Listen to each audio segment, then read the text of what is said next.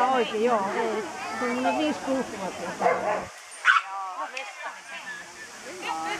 Sä käy sieltä nyt mennä, kun se on rauhallista. On surullista, kun koira on tarkkailla.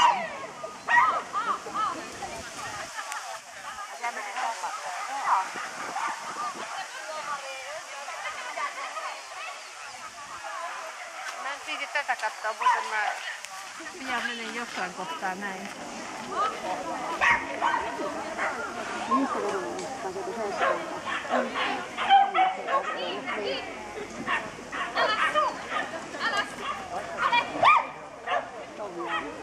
Eikö tuo Heidi? Sillä on joskus kyllä vähän niin kuin sanoisinko helpompia ratoja yleensä. Joo. Tää on